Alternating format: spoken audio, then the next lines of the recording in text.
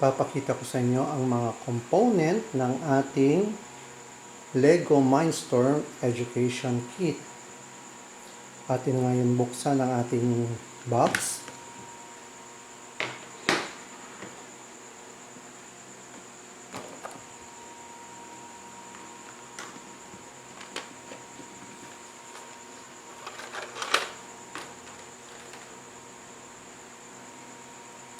Ito yung tinatawag na brick.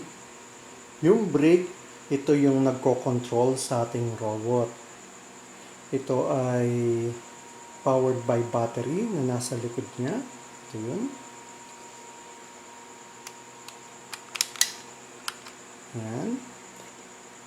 Ito ay rechargeable battery, pero kung wala kang rechargeable battery, pwede rin kayong gumamit yung mga ordinary AA. Okay. And then ito may mga ports. Ito, yung letter A, B, C, D para sa ating connection as an output. At the same time, meron tayong 1, 2, 3, 4 para sa mga input for sensors. Okay.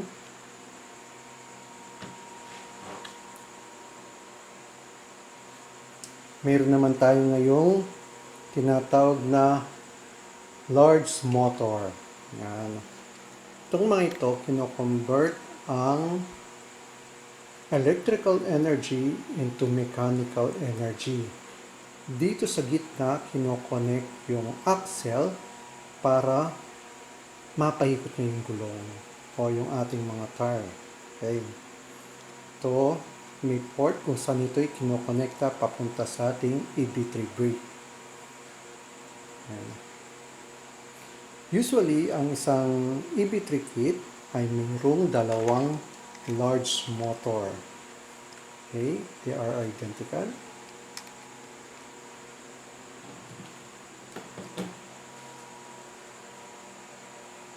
And then, mayroon naman tayong medium motor. Ito siya. Ito ay isa lamang sa bawat EV3 kit. Mapapansin natin, ang direction nito ay paganito.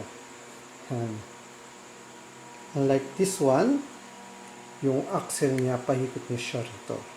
We will discuss it on future lessons about more on motors.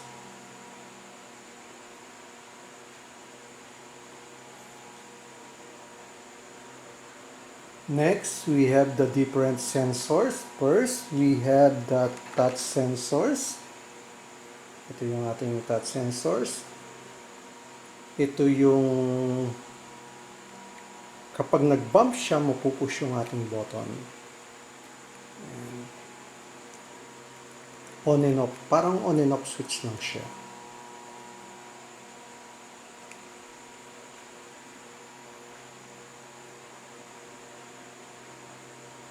Next, we have the color sensor. Ito yung color sensor. Similar sa ating eyes, it can recognize different colors. And then, mga light intensity. Ito yung pinaka-sensor niya. Okay.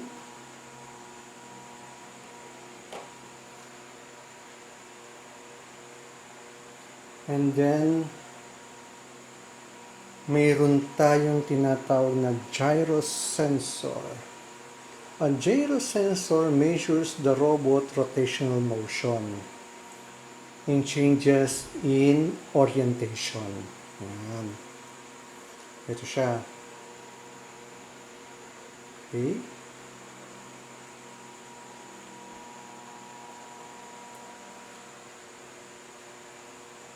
And then, lastly, meron tayong tinatawag na ultrasonic sensor.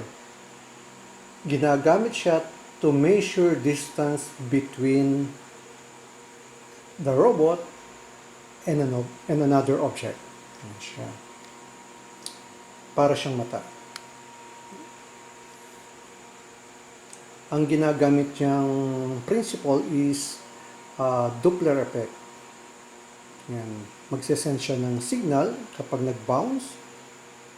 madidetect niya, i-calculate ng ating sensor yung distance using the bounce signal na na-receive ng ating ultrasonic sensor.